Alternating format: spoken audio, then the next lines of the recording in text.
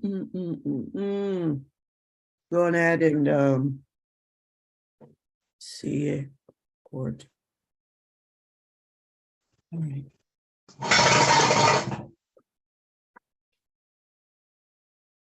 Check the stream. Hello, everyone. This is Nadine. I'm here with Don Stephens and our friend Sue Han. We are so happy to see you today. We're getting everything together. Don has our flowers coming out of the rock from a travel photo that I had taken while in Ireland. This is part 3. We're so glad that you are here with us. So gather your materials. Get your coffee, your tea, whatever you're going to have. I'm going to have the Canada Dry with green tea in it. And we can get started. So get your materials together in the next 3 minutes. And then we're going to get to doing our thing. We're so glad. It's good to be back. And all that kind of good stuff. See here. Gotta mute.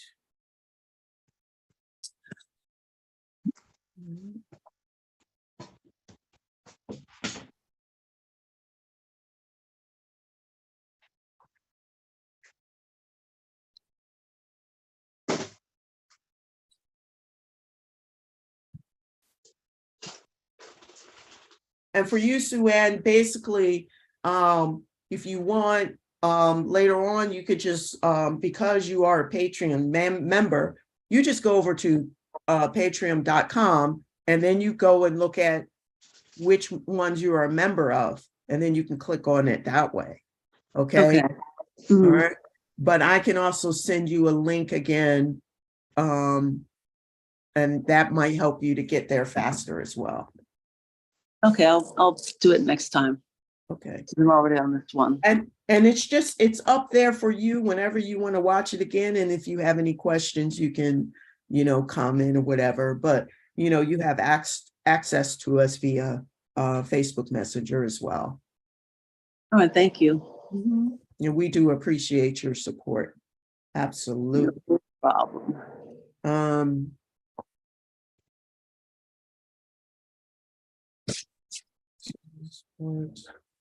Okay.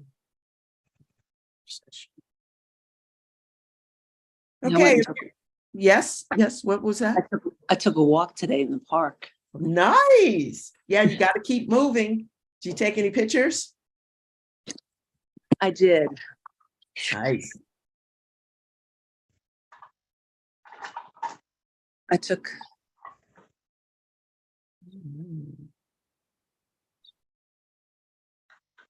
I thought I took a picture, maybe not. I can't remember. Okay, got it.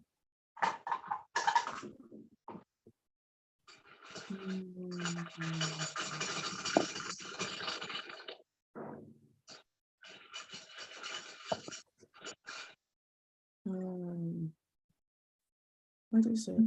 Why is it coming up?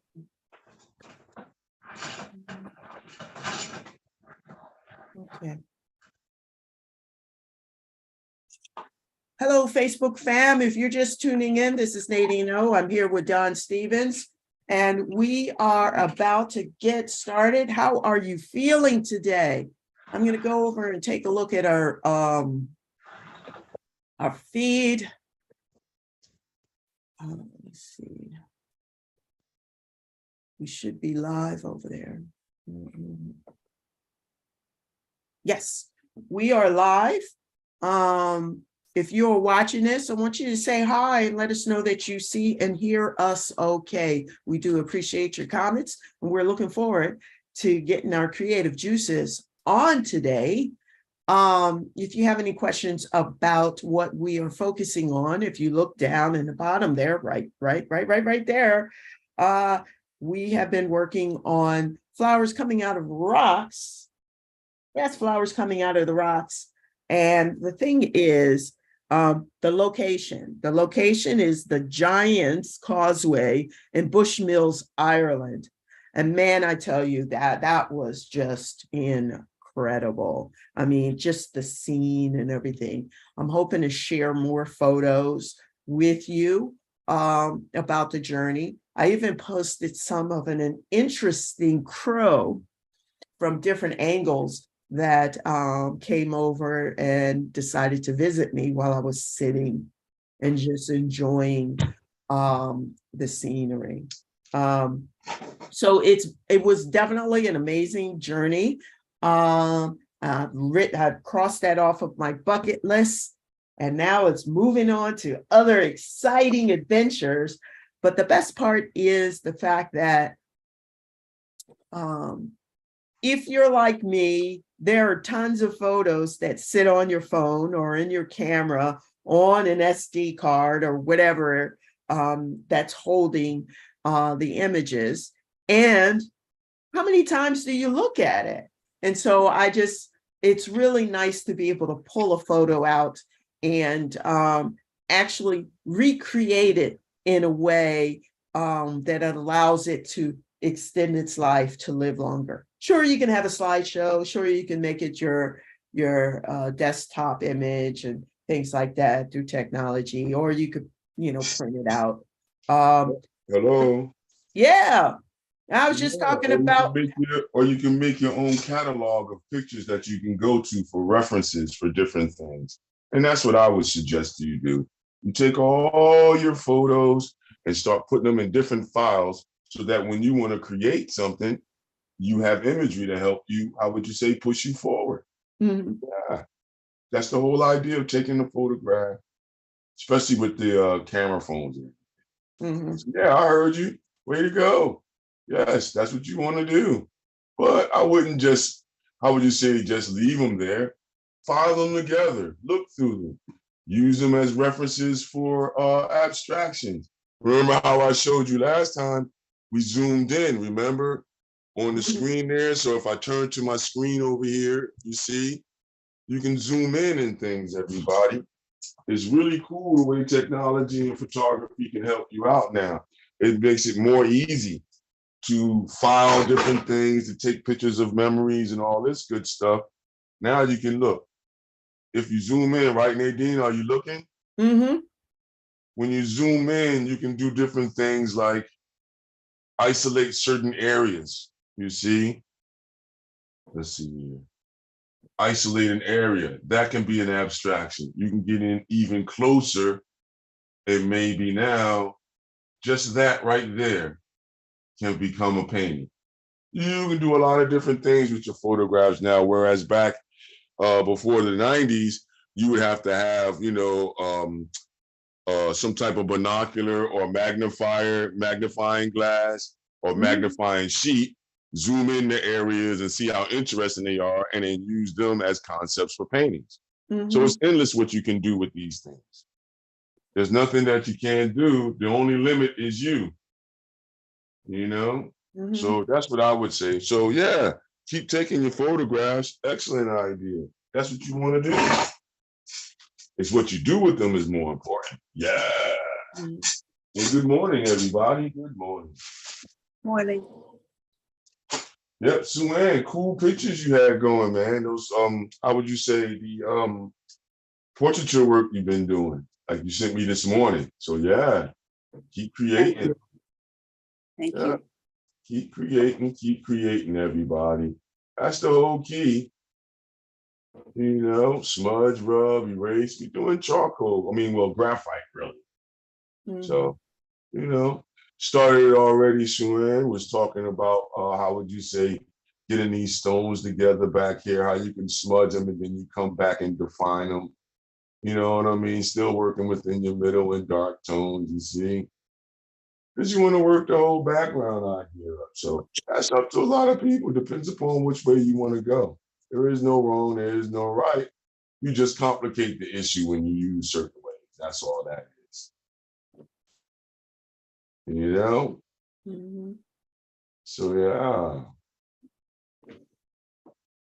yeah. Yep. Keep working, keep doing. Look at that photograph, you see it. So then now I come back this way. Boom. Yep. And you keep working. You try to keep that photograph in view, or anyone. Like you use your screen. You see how I'm using it in the studio. You got to keep it in a position whereas it's, how would you say, clear, so you can see it and manipulate it to be able to, how would you say, translate your drawing in the nude. You know. So if you notice, I took the scene where I zoomed in. I don't know what direction did most of you take. What direction did you take, Nadine? Mine was just pretty much centered in, pretty much where you are. Mm-hmm. Yep. Yeah. So, in other words, you zoomed in almost to where I'm at. Huh? Mm-hmm. Oh, all right.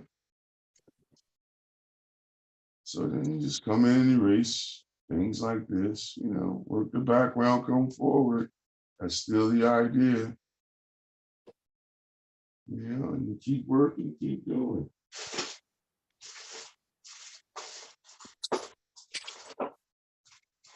Yes, sir, we live.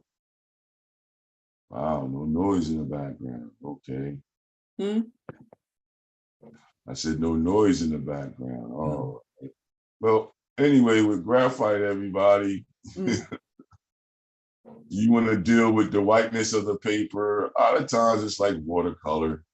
You're smudging and rubbing. The color is the paper and you, and the smudging and the rubbing. Have at it, everybody. Have a ball. Make us believe texture. I don't know. Do these rocks look like they're really real back there? I don't know. We'll see. No comments just yet, so we'll keep it going. Yeah. How many other people are working that way? I'm about to go into the grass. Where are you guys at? I've been working on the rocks. Oh, okay. Well, all I can do is give you the suggestions, everybody. And, you know, if you work these spaces in between and you have some of these darks in there already, medium darks, now you can come back and show us grass effects now in between, you see? Because you're not going to see it. Like if you make the grass real crisp back there, then it's saying that you're closer when that's further away. So, you know, you just got to monitor how much, you know, you make that line crisp or you diffuse it. You know, so yeah. So a couple of little marks here and there. This is Can you, where I start establishing this stuff. Yeah.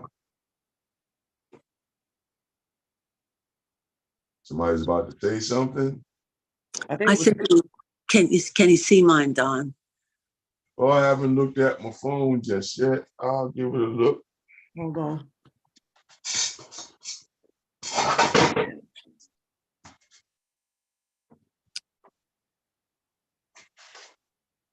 Okay, where you at?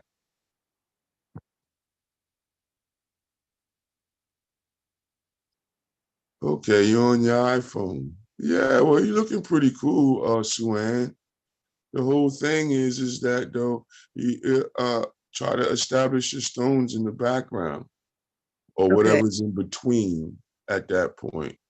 You know, start to darken in some of those things so then when you come forward, it'll make that flower in the front seem wider than what it is. See, you know, having the tones around it. The same thing with the smaller yellow flowers around the flower that's to the left there. That seems like it's lost its petals. Mm. So yeah, so that's why I would work all that even more so in between. So you're looking Okay. good though. Your stone is filled in. I would, you know, get a little bit more of the stone cleaned out if it was me, because now you gotta, you know, what you would do is you would put the stone over top of everything almost last light. So you can make us believe that stone is further forward then the stones that's on the top of the page is supposed to represent going backwards. Okay, this stone? Yeah, that stone is the one that's in front. So Oh, okay. that I would work out with your eraser to show some light areas on that one, show a difference between the ground and the stone. So it seems like the stone is coming forward more. All right, thank you. No problem, no problem.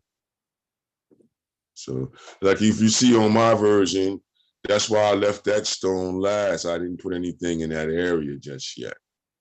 If you look at my version there. If you look at the bottom of my page, you can see that the flowers are not filled in yet. Mm-hmm. One or Mhm. two are loosely filled in. The stone at the bottom is not filled in yet, but the stones in the background up top, and in some of the grass is a middle tone right now in between. Mm-hmm. Mm-hmm. So that's to add to the effect of things coming forward. Mm-hmm.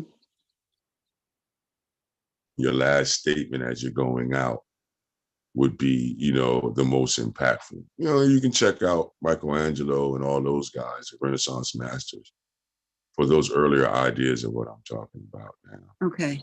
You know, because that's where we all get it from. You know, overlaps, how to overlap, and how to, you know, work a process or work around, you know, to make it a system where everything comes up at the same time. So, you know, your passages is you come in, all right, I'm gonna work my backgrounds. Well, first I'm gonna draw it all out. So you drew it all out front to back. That was great. Now you're coming in and you go in your passage again is to go around. Whether you go from right to left or left to right, that's up to you. But all it is just the idea of filling in these spaces in between in your background first, so that then these objects here seem like they're coming forward even more. Mm-hmm. So you can call it like an optical illusion if you want. You know, these things is done in comic books. Photography uses it all the time. Nadine used it. Didn't even know she was using it. You know, that's what we do when you're taking pictures and you're excited about an environment. I say take all the pictures, man. Save them all, no matter if they're on thumb drives. Throw them in a box all together and get to them later. You know what I mean? You know what I mean? So, you know, that's my philosophy on the whole thing. Pop pictures. If I showed you I'm almost filling up a terabyte of photographs on an external hard drive I got. So that lets you know how many pictures I'm taking every day or every other day, just to have a catalog of faces, spaces, and places. You know? Okay, I'm too excited now again. Nobody, you know. Nobody. No, we working it. I know, but see, that's what I mean by the differences, because some people can't work, talk, and entertain at the same time. You know what I mean? But it's easy once you understand that, you know, failure is what you're counting on. I'm counting on having an error. Why? Because that error is the excitement. That's the learning process for me too as well.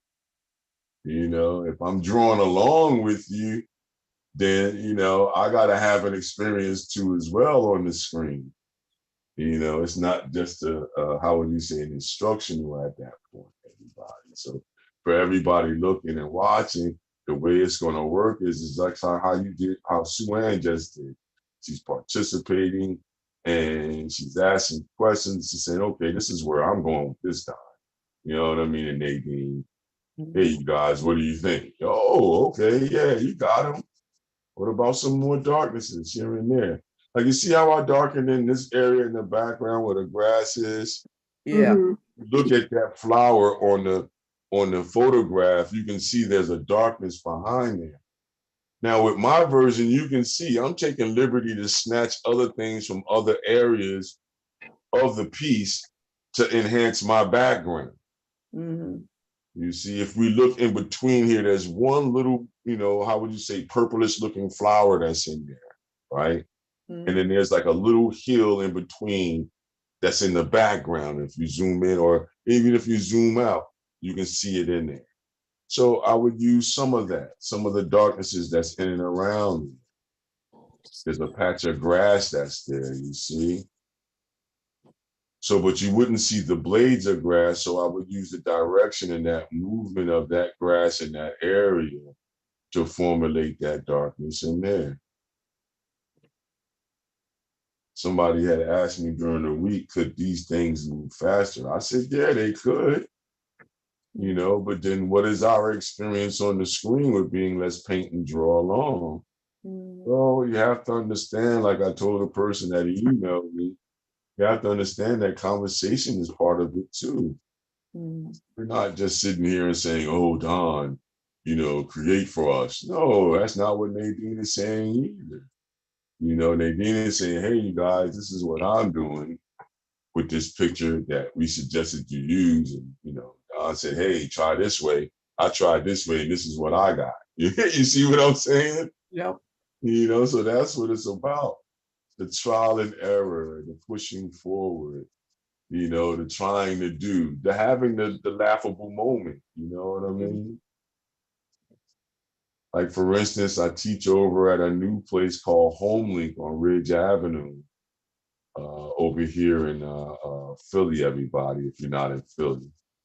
But it's a place, it's another place where it's like an elder center, and it's like an elder day center, but then more of these individuals have had like stroke issues and things like that.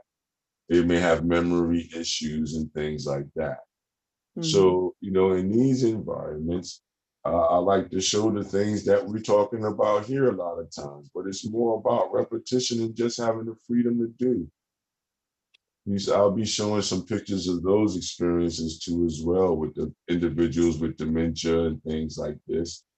And then you get to see how the struggle is, but then you'll get to see through repetition what, you know, this does for a person, just to have this freedom to express like this, everybody. What you think, Nadine? Expound. Yeah, absolutely. Absolutely. Okay. What do you feel about that though, as far as the arts and everything else, and then you taking the picture, you know, our environment, involvement with the arts, with the community at large now, let's paint along and draw along community. You see, like I just want everybody to know this is not a recording and I'm recording and then the drawing is going on ahead of time. No, this is happening at the same time, everybody, so you can understand effects and the movements. Like if you got a question about a particular mark making idea to make the stone look like stone, you know, that'll open a conversation to that. Uh-oh, by myself again. Oh, you're not by yourself. What are you talking about? Too much concentration going on there. Maybe I'm the only one that can, you know, entertain and talk to you. It's like, I don't know, sitting here looking at this image, but also checking to see if anyone's popping up and shooting out messages to let them know we're live. But I think that there was a gentleman, and I forgot his name. It was an article, and they were talking about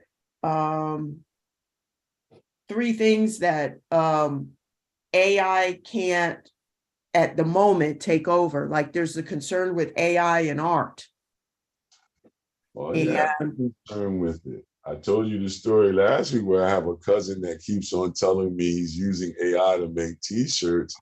And I keep on wondering and keep on explaining to him, why do you keep wanting to explain to me using AI? Because my philosophy is this: after you give it all the statistics that it needs, it's going to turn its back on you. Yes, and I would say that from this article that this gentleman was talking about AI and what it can do is all it's doing is taking certain things from other pieces of art. Yeah, statistics. And replicating it. Yeah, statistics is going through the algorithm. Mhm, It's seeing which pictures get the most attention. mhm. It's seeing which pictures are getting the most attraction and why.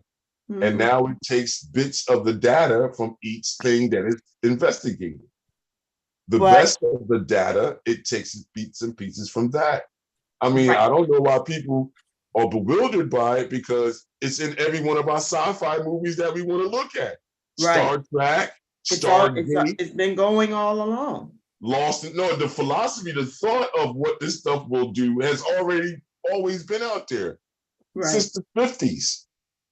And Yeah. if you want to find out, look at all the sci-fi movies, that the A rate and the B rate and the C rate movies, and you'll see what we just was talking about, Nadine, is in all those movies. Mhm, So they already knew what this stuff was all about. It's just that the average person has misconceptions. mhm. We feed it data. The more you use it, you're feeding it data. The Right. more of what you're saying success is, which is attracting another person's eye, is what AI is looking for. Mhm. It's not looking to be like how we are, connectivity and everything else. No, it's looking for the best way to fulfill a task. Mhm. It could it really doesn't worry about you as a symbiote being or whatever the case may be, however you want to say it. I got Star Trek on the brain now. Uh-oh. Uh-oh. And being you big. know, holograms and things like this. This is where, we're going. So my thing is that when the computer can do this, watch.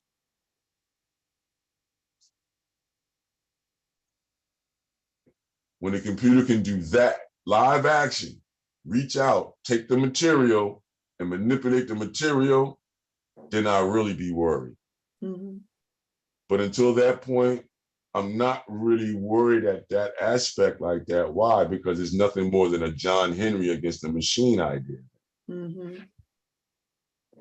So then my objective as a painter is to know how can I protect myself from AI appropriating or stealing from me? Mhm. Right. Because technically that's what's going on. Appropriation, you know what I mean? You can call it embellishment, you can call it borrowing, however you want to see it, but it's doing it 24 hours a day throughout the whole, how would you say, known universe that we have going on right now. So Mhm. that means it's going to France and it's figuring out what pictures is there. Every marketplace, Mhm.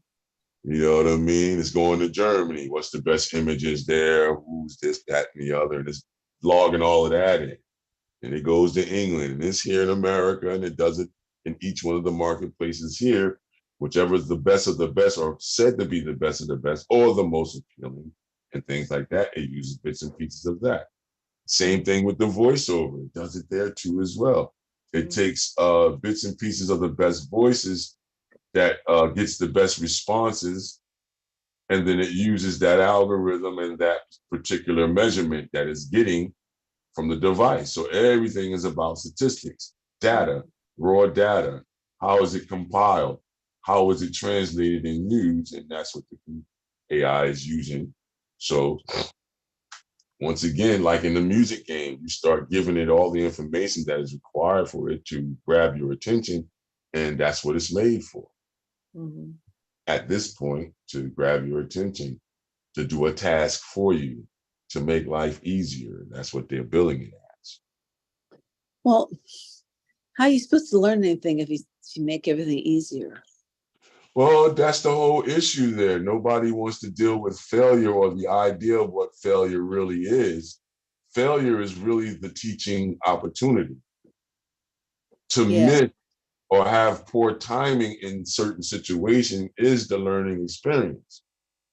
So, we're here now dealing with, once again, that's why I say perfection is a lie, repetition is true, is because human beings is based upon repetitive things. We have to do things repetitively to be able to master it or to be able to adopt it into our personal lexicon of doing. You see, and this is what you get from doing art, like how we're doing. See, I don't really go into the psychological or the science and everything else because, that can bog down people. Then it pulls out a lot of arrogance and things like that. So I just love to stay, one with nature and one with the whole real conundrum of, how would you say, translating and beautifying before I leave. Mm. So, you're translating this beautiful universe that we're in, looking at things, observing, taking note, doing what everything around you tells you to do with what's around you in your universe during the times we're here. So, looking at shapes, lines, edges, forms, acrimony, acromatics and things like this.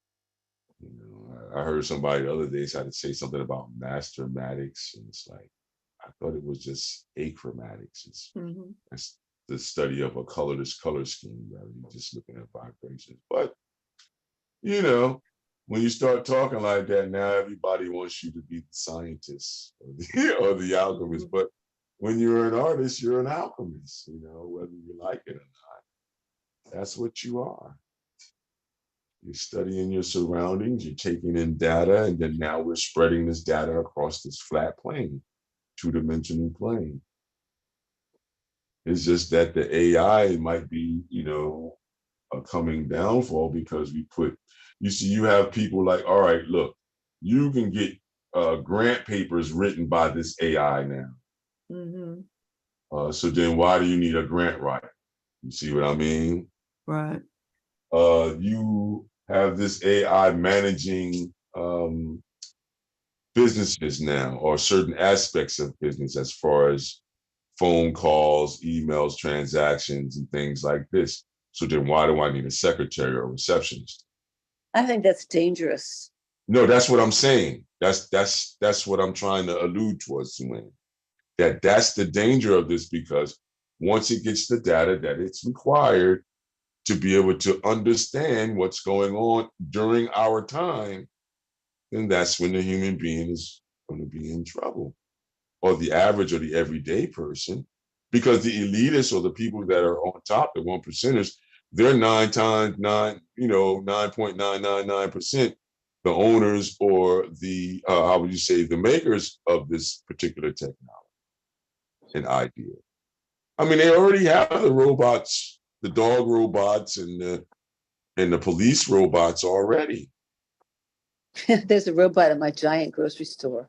Yeah, it's in a couple of them that does security. Yeah. It's comical. I agree with you, Suen. It looks funny because it looks like the robot from Lost in Space. Yes. And it's tripping me out when I see it. It trips me out like, yo, it's funny and it's satirical, but then it's kind of scary too. Because if it's just taking pictures, what is it taking pictures of? And then what data is it taking in to be able to say whether or not who's stealing and who's not? This is where we're at. Look at a couple of movies that's been done.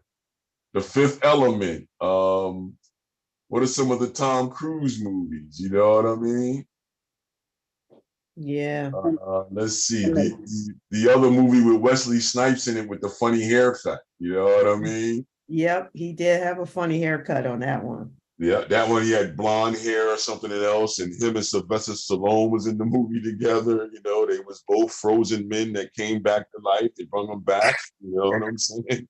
Right. Yeah, and then the next thing you know, they're standing at a street corner, and I believe Sylvester Stallone Wesley Snipes' character is cursing, and this little machine starts dinging and putting out a ticker tape of how many credits is coming off of his personal ID thing. And well, if you look around, they have certain nomenclatures of that going around now. So they have that in China.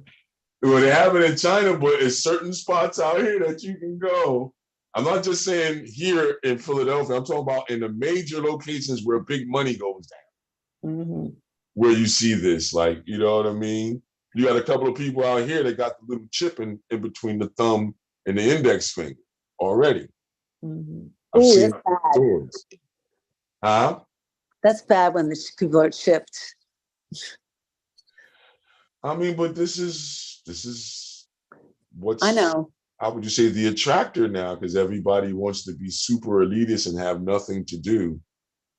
It's like if you talk to some people, they think doing business means that you're not supposed to do anything and others are, when that's really not the factor. When you really look at businesses, owners are working even when they're supposed to be recreating Mhm. in thought or whatever the case may be. So it's a lot of misconceptions out there. But you know, I try to show them through the art and get people to see it through the arts that way. So then this way you can do a painting or a piece like we're known to do to fill museums up, to talk about this era and is it okay or is it not okay, through the understanding of manipulation of mark. Because the minute that you see a robotic arm come out here like this and start manipulating and conversating with you too as well, that's when we're in big trouble. Because then that's when it's going to be said to you, then why do we need all these human beings? I mean, come on, you guys, what do you think? You know, we see all these beautiful flowers from Ireland, right? They're filling them in and doing all this beautiful stuff with it.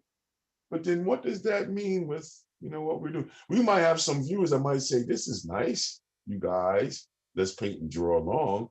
But why do that when we have AI? What would be your answer to that, Nadine?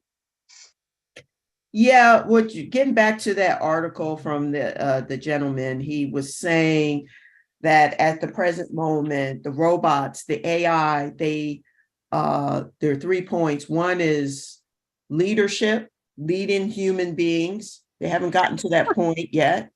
AI can't dream. Okay, they don't have the ability to dream, and that sets us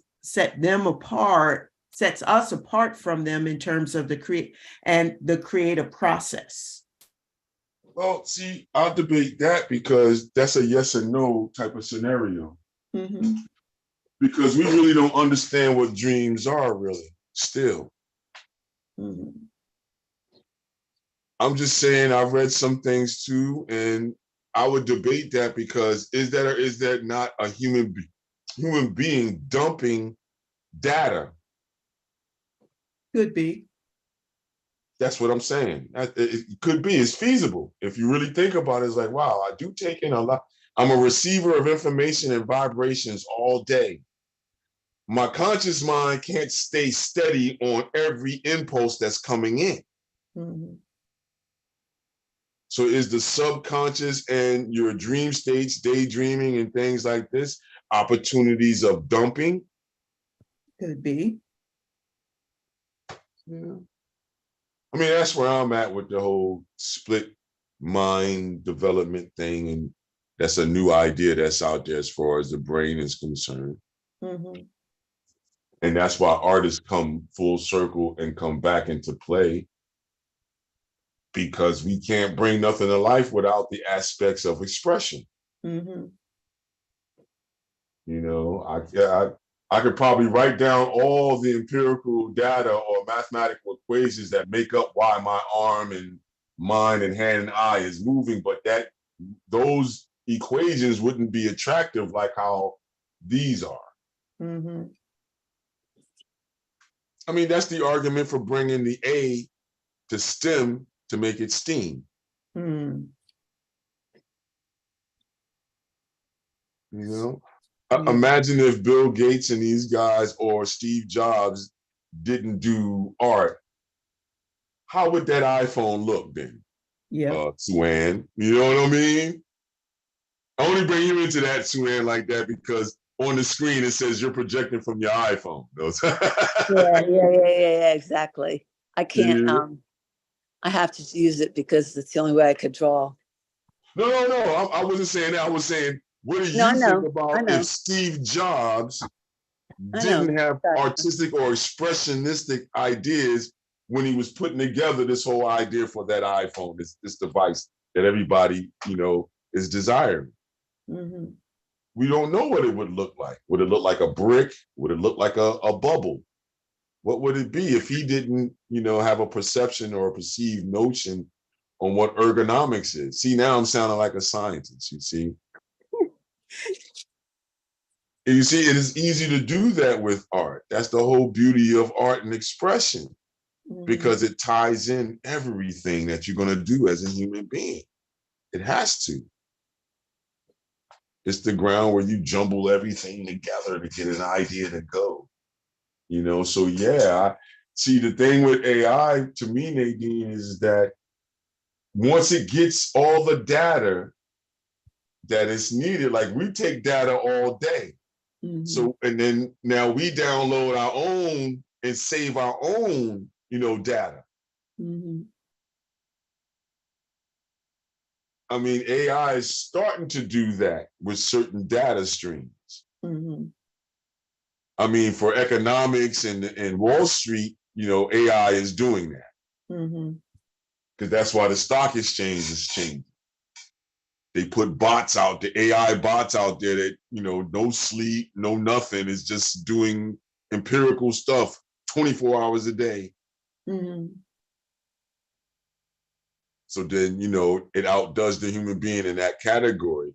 But how many categories and how much time will the AI be able to conquer? That's the other question.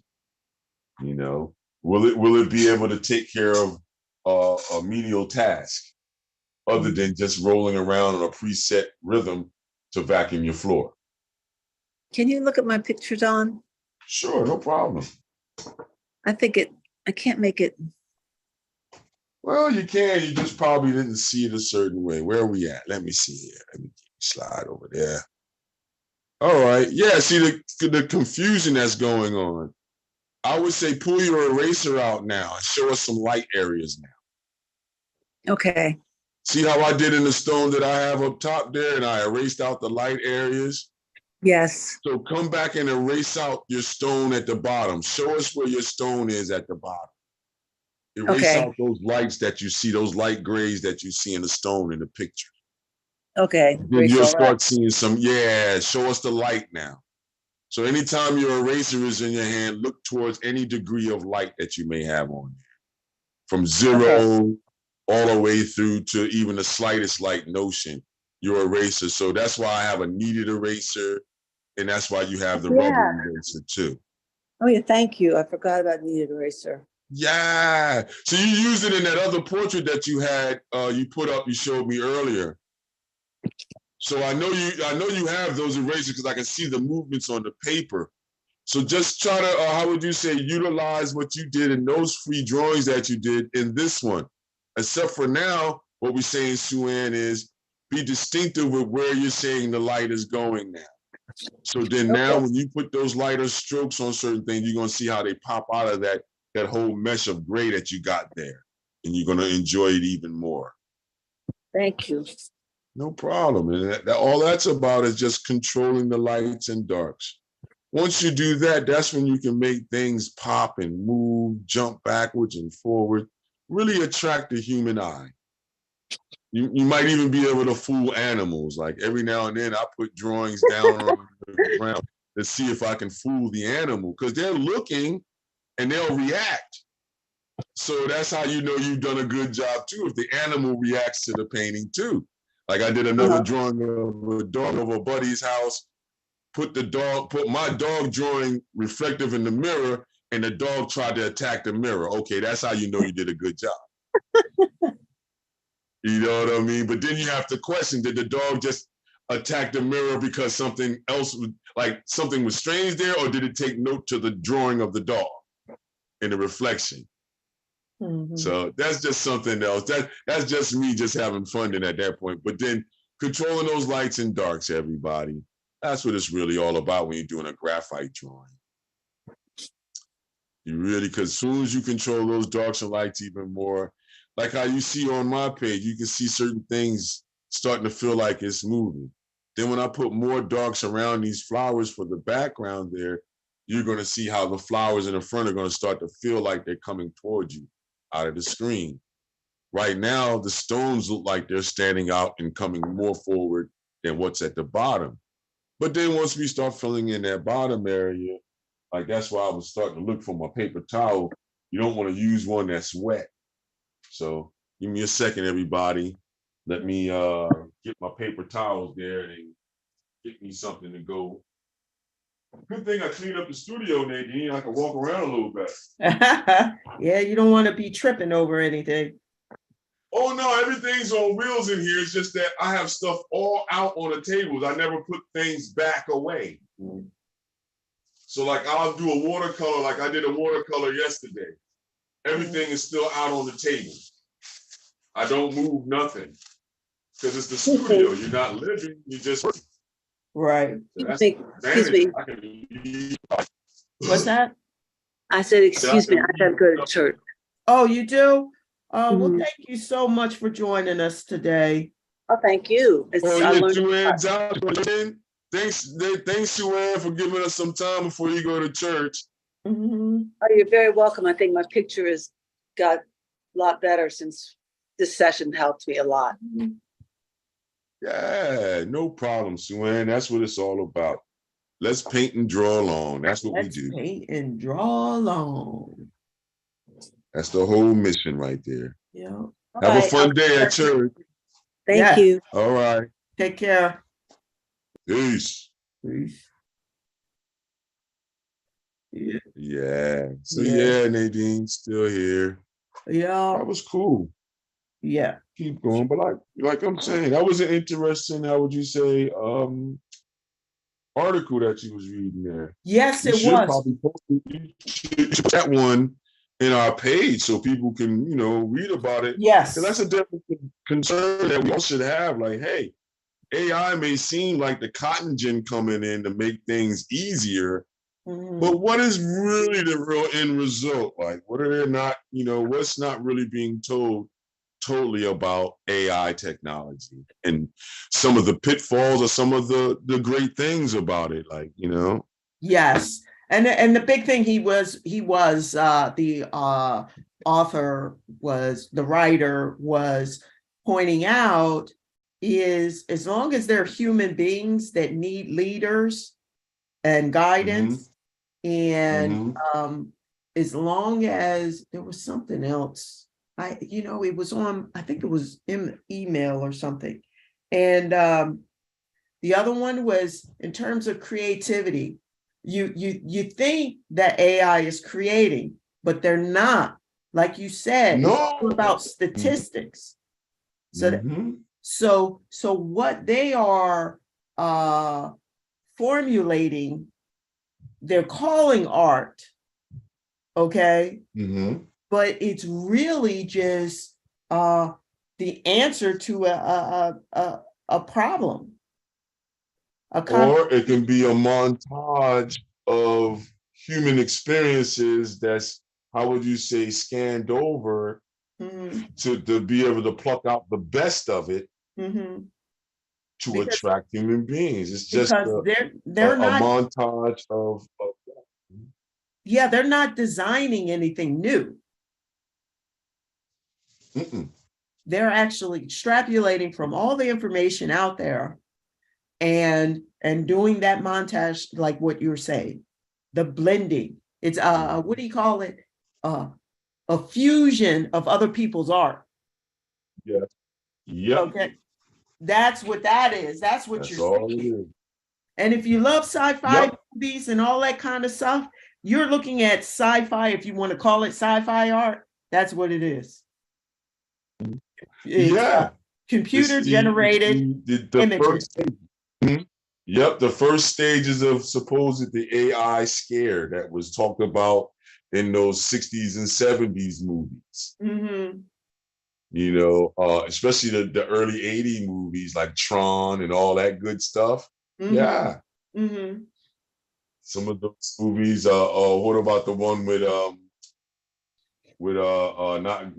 even Conan the Barbarian with Grace Jones and everything in there, and James Earl Jones. His character was in all these metaphors and things like that, but it was talking about artificial intelligence back then too as well. You know what I mean? Because how do you get into the mind of an individual? That's why I love James Earl Jones, because of those roles, and then listening to his voice and everything else. Mm-hmm. To the AT&T, you know what I mean? Voice that we all know now. Yeah, AT&T. And now what's his name? The other actor too, he's doing it. Yeah, the guy with the all states man. The All States Man, and then also oh, I can't believe I'm forgetting his name. He's a well-known Black actor in a lot of movies. Huh? Dark skinned male. Dark-skinned male. Yeah. And he played a lot of roles where he played like the tough guy, or the guy of major evil interest. Sometimes he played in a lot of Yeah, war I movies. can't I know what you're believe talking about. I'm looking, I see his face. I can't believe oh my goodness. Yeah, he when it Samuel L. Jackson has started Yes, doing yes. voiceovers. Samuel Yeah. Jackson. Okay, so you're talking about Samuel. Okay.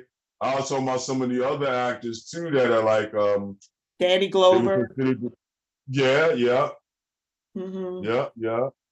Who else? There's a couple of them out there that's doing voiceovers now, and really are successful at it and things. Oh, But here. their voices were used, and even others are used to, would you say, in this AI idea that we're talking about, that you brought out about the article. Mm-hmm. Because once again, it's all about how they took enough data, and then you go through the data, and then you say what's the best in the data. Now we Mm-hmm. use that part of the data. So in certain arenas, it works well. Music game, it's been working very well in the music game. Mm-hmm. Let's see. Or so they say. Well, yeah, so they say, but it's like if you listen to some of the things where it's taking voices of certain acts that you may like, Mm-hmm. and it's made a song, Mm-hmm. you can hear that something is off, but it sounds like that group Mm-hmm. or that individual. Mm-hmm. So it's like you got to have a good ear, just like with the visuals, you got to have a good eye, or else you won't understand how to look at a holograph. Mm-hmm. You see something that has an edge that, I'm just going to use layman terms, it seems eerie to you around the edge when you're looking at something. It Mm-hmm. might be a holograph. That might be a real tight blue or green screen. It's Gotcha.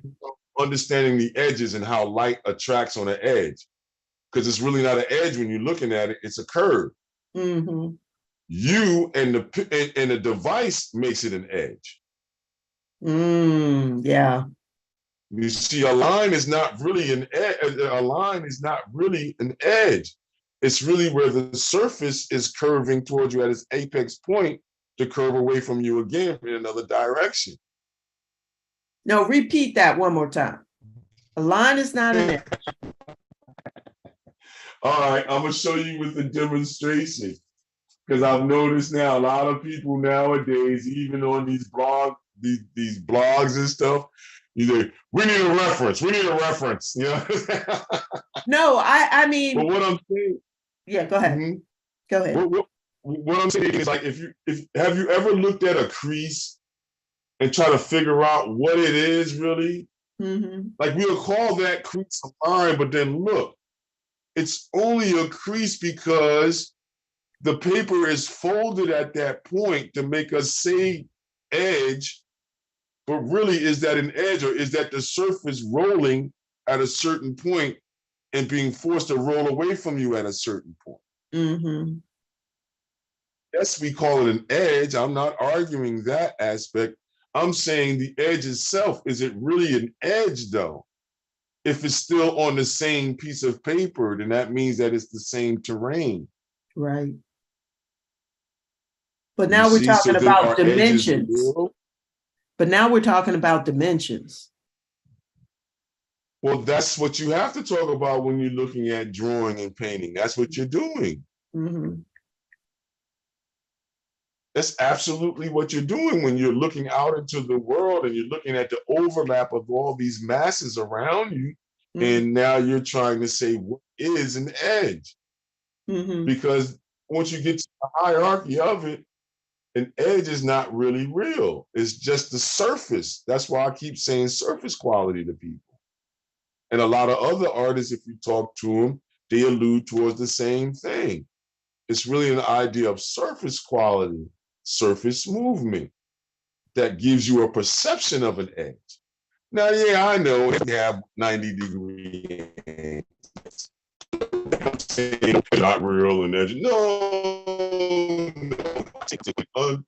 on surfaces, it makes you look at the idea of what an edge is. If I can unfurl it and edges or lines in the movement and the inertia together. So an edge can be also a perception or a perceived notion. Right. Just so you know, you're starting to break up a little bit. I don't know what's going on. Okay. Phone, that's why. Okay. So I'll sometimes it comes down to the phone. Okay. So I switch back and forth, but then, you know, the phone starts to act eerie. The tablet wasn't charged up, so I didn't want to use that one because then sometimes that goes haywire too. Gotcha. But this is the better choice for StreamYard or Zoom to go through the phone. Okay. Okay. Yeah. All right. Yeah, it's better. Yep. Okay. Well, that's because I'm standing in front of it this time, and I'm standing right in front of the mic. Okay.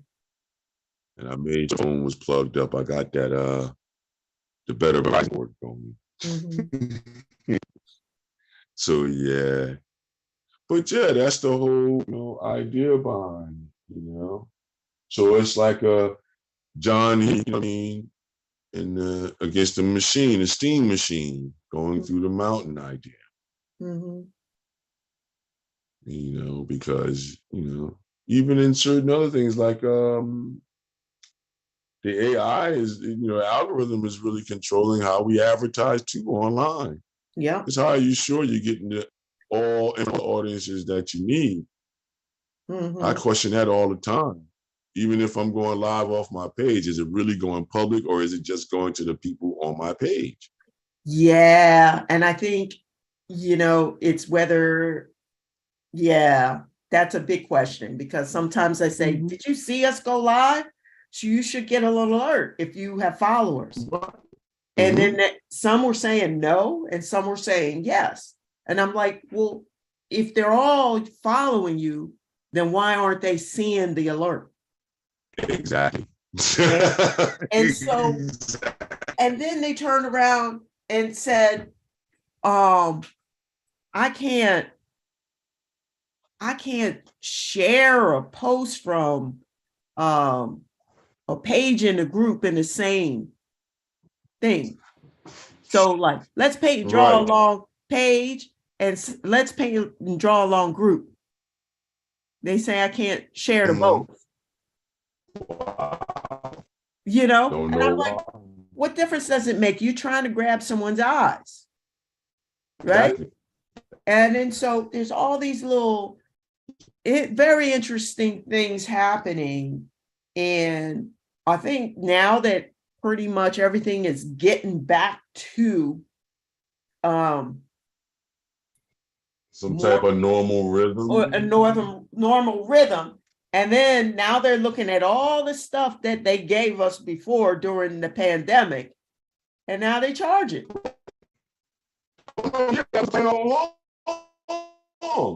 Because if I got you biting on having AI for a certain fee run your phone for your business because you're outside to make you sound like you're that a Fortune 500, what do? If it was working to give it to you free? Yeah. You're going to pay. Yeah. That you want. If they say you're going to pay or you're not going to have it. Right. Same thing with the websites. My set me up and said some things like, hey, you might want to start paying for this early because you're on this list and that list if you don't renew now. Mm-hmm. Wait, is this really still public or is this still is this really going to pay to play? I'm saying I think it's going to pay to play. Mm-hmm. Everything's going Or to pay to play. Yeah. Everything. Yeah. Mm-hmm. And that's the scary level of it because now that's becoming the social economic. Yeah, it's hitting people in their pocket. Yeah, because it's going to put you in a certain strata, or if you're rich, Mm-hmm. because the data is going to tell you, Yep. and then the data, because you won't be able to get information that others are getting because you're not in that strata of payment. Mm-hmm.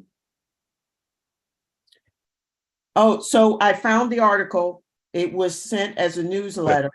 I signed up for this Oh. newsletter by this guy by the name of, because I know this is going out to YouTube and some other locations. So if you want to check out this gentleman and his thoughts on AI, the title of the newsletter was or is The 3 Irreplaceable Human Skills by Stephen, I think it's Kotler. I spelt it wrong. Let me see here. I got to edit that. Let me go back. I posted it for our group members, our art fam. Mm-hmm. It is Kotler. I have to change the spelling. Yeah, that's AI. You type it in and you go down and you look back and they've misspelled a whole bunch of things because they think it should be one thing. So edit posts. Okay, let me go back up here. So our fam, I posted his newsletter. I also courtesied him because I don't want no one coming after us or coming after me because of it. But it's really interesting. So he talks about the 3 points that are irreplaceable at this moment. That may change based upon technology, but at the moment, AI is not at the point to be able to, there you go, save. Okay, I just fixed the spelling. So, and the 3 points are, the 3 words are communication, creativity, and leadership. And until they get to the point where the communication is better than humans in terms of interaction with each other. See, they got that already, though, Nadine. That's the part that they're hiding from. Oh, okay. Yes, they are hiding. Yes, they are hiding that part. I agree with you. I think that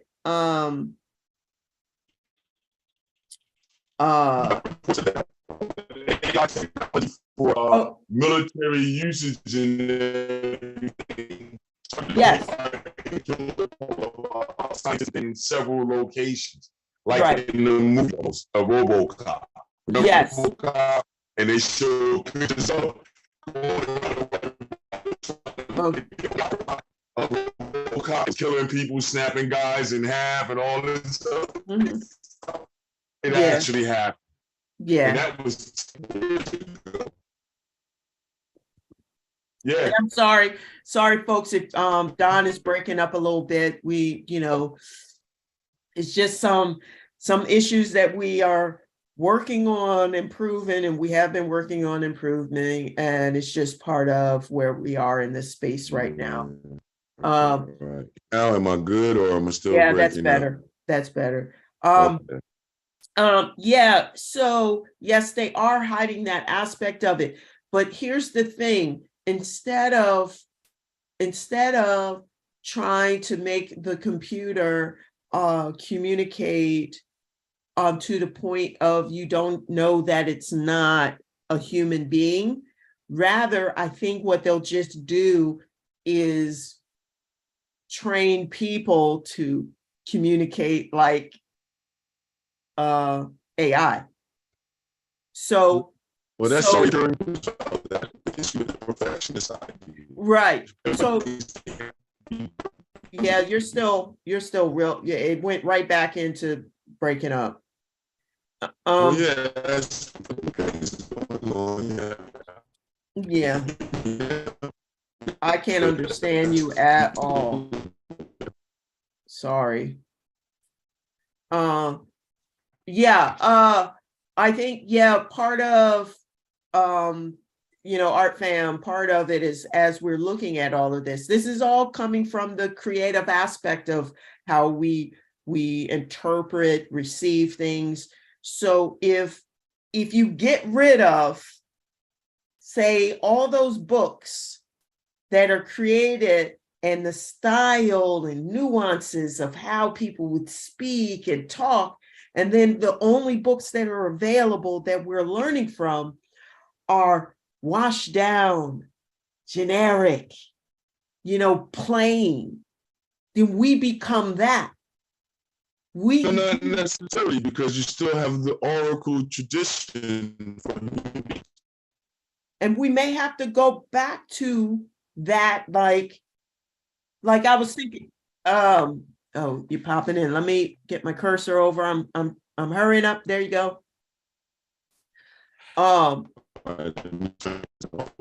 Okay, while Don is working that out, yeah, it's like, okay, so I was in Ireland and it was talking about how when the colonizers went over, the first thing they do is, they take away the religion and they take away the language. And then, so now returning back, they're teaching Gaelic, and in a way, now that's an oral. Now we're tapping back into the whole oral thing, and then the singing of traditional songs, they're telling stories and all of that. That's when it comes. Yep, I got you. You. It's being an artist and using our communicative skills to tell a story that a robot can't do. A robot can record our voice doing it, but it's not going to have that same feel. I'm telling you, I heard some well, yes and no. That's what I'm saying. Like, that's why they're moving forward with it. Mm-hmm. Because the whole reason why they're moving forward, because just like in the Matrix, when they was having the argument between the leaders or the elders, mm-hmm. and Morpheus was standing there arguing. They were saying how your participation or something like that is not absolutely needed to carry forward and things like this. Mm-hmm. That's what's happening right now. Mm-hmm. Because there's a certain percentage of people that gonna buy into it out of the 350 million people that we have here so far. Mm-hmm. So if you look at it from that aspect, it's already being done. It's just not done at a certain number that's not impactful just yet. Mm-hmm. That's the issue. Oh, and I wanted to say thank you to is it Luis Agav? Luis, Luis. I'm sorry if I'm messing up your name. He gave us a thumbs up for our video today. I want to thank you. Shout out to you, man. Appreciate your support. And it's that easy. It's really helpful for us that while we're live, if you could give us a thumbs up, or you could say hi and let us know that that you see us and you can hear us and all that kind of wonderful stuff, and tell us how you're doing today, because we're here to get those creative juices flowing, even if it's in the rebroadcast, or should I say, if you're playing back that video, you are going to it is going to show up, and it helps us. Yes, so we thank you. This is real interesting. So we got a side view of you, and we see you drawing. Yes, indeed. Yeah, that's what I'm talking about. Yeah. So I decided to use the laptop like that. Okay, Gotta turn off and mute certain things. So I mute the phone and just listen through the phone. And then the mic take care of everything else over there on the laptop where you see right. me. Yeah, and it's only a tiny bit of an echo, but Well, that's because I got the sound up oh, on the okay. phone so I can hear you. Yeah, yeah. So So that I if don't have to have the headphones on because the headphones might not reach. yeah, so it's not distracting. I just wanted to just say that's what's happening. Well, hold on. Let me try something then. Okay. Let me try to see how long my headphone cord is. Oh, also, about a half hour ago, Muhammad Al-Kar and 4 others liked the post. Thank you, All right. guys. Really Thanks, Muhammad. appreciate it. Yep. Yeah, that's some Really of the guys from other pages and things. So thanks, Muhammad. Mhm. Some of these individuals come from different pages and things that I'm on, and we're friends, and they've actually started coming over. So That's thanks for nice. coming over. This is all about getting those creative juices flowing and keep it flowing. Okay, Nadine. Don't become AI. Well, what I would say is try your best not to get sucked into the ease of getting caught up in AI. Mhm. Because it makes things easier, just like the cotton gin did, just like the calculator did, and the abacus did, Right. and counting and everything, you know. So Yeah. if these technologies came in and made things easier, like the thrasher and all of that for harvesting wheat, then AI is going to be looked at the same way. Oh, I got all these things I need to do because I want to be a business person, you know what I mean? And I Mhm. want to do business in each marketplace at the same time and all this good stuff. Well, the human being, the way we're set up, we can't do that without hiring other people and engaging others in our conquest or whatever the case may be. Well, okay, if I have AI there, do I really necessarily need human beings to do my movement? That's the other enticers. And that's really a real big enticer to those that are in controlling situations. Mhm. Like, you know, your CEO types, your mega, you know, Fortune 500 company types that control industry. Mhm. They control the way the marketplace runs. This is where a lot of the AI technology is being used first. Mhm. So it's a top-down theory, Reaganomics, trickle-down theory. That's what's Mhm. going on. So if you really look at it, everybody, we're already in the conundrum, been that way solid since the 80s. Right. You know what I mean? We've been that way solid since the 80s into this idea of going into AI, because that's why they made the movies they made. These movies get made to groom us, the average individual, to be more accepting of this idea, this notion. So that if we can talk about it while I'm at Burger King or something, and see it on an advertisement in Burger King and have a conversation and have fun with it, Mhm. and then go to the movie and appreciate it, then go to the Please Touch Museum or one of the other science museums to look for this phenomenon, then yeah, I'm fully engaged now. Right. You know, that's why they have the world's fairs that people don't pay attention to anymore, really. But they have fairs all over the world for technology, the arts, and everything. And Mhm. all the best of the best in that area or in the world comes to that market. So it's Mhm. just like when Tesla lit up, I think it was England or something, for the Mhm. World's Fair, you know what I mean? So that type of stuff is still going on. It's just us as the average individual, because we believe that we're so bombarded that we don't have time to look around. That's why we do less paint and draw along, because that's the mission of this, to get you to reinvestigate and look around you and your personal surroundings and abroad, to be able to, how would you say, create, express, and relate with Mhm. others, to understand when things like this is going down, a conversation on technology. And is technology really going for the good, or is it going more so towards a control? And Everything then is about control.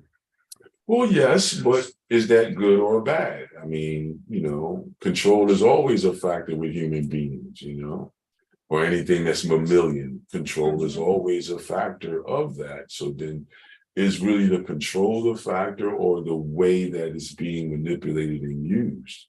Is that the issue then? Mhm. Because that may be the issue. The issue may not be the actual aspect of control. It may be the way the control is being wielded. Way the control is being wielded. Yeah. Yep. And we are about images, how we see things, how we hear things, how, the five senses. And the one thing, we are stimulated by those experiences. We're Yes. experience oriented.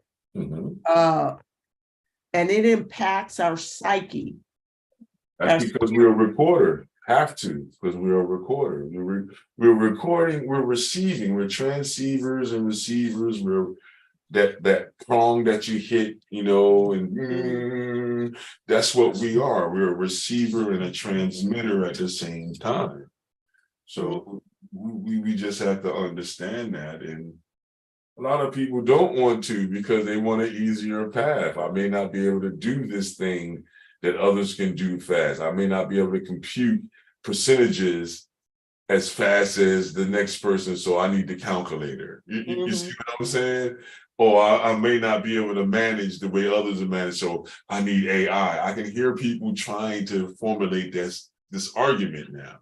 Rather than hiring another human being, I would rather go with the AI because I don't have to pay no insurance for it. I don't have to give it any money.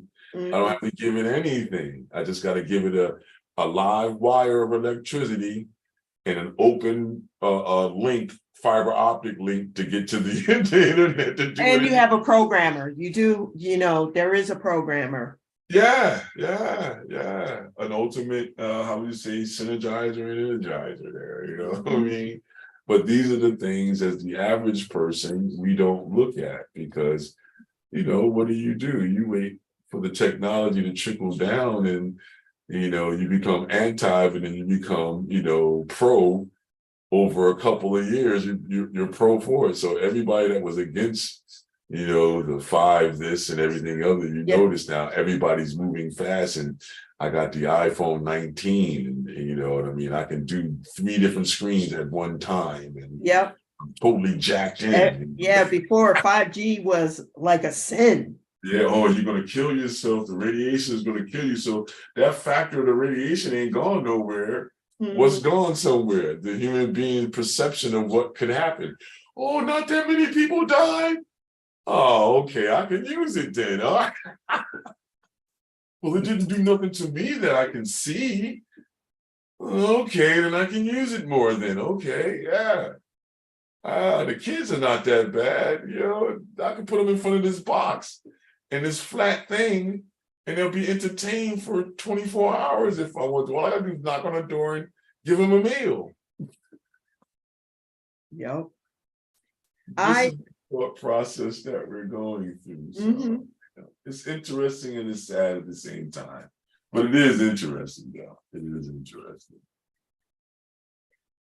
Yeah. So I wanted to post something so that I could share it.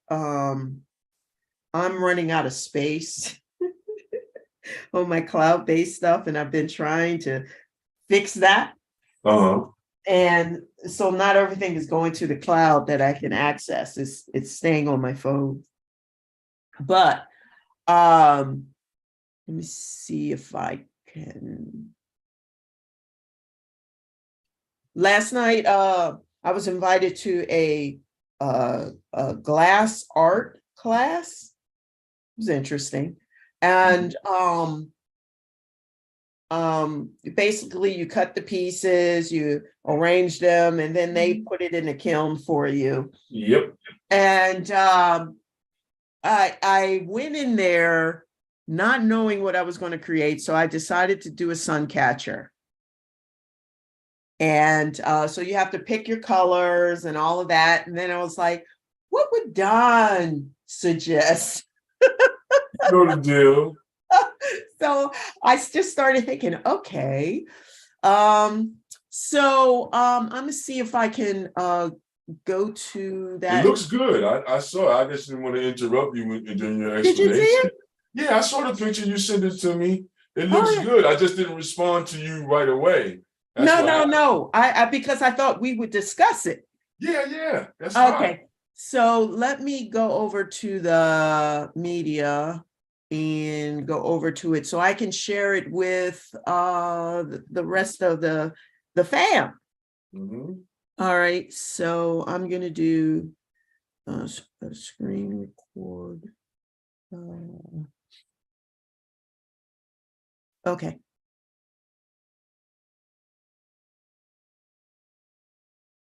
Yeah, All right. nice. All right.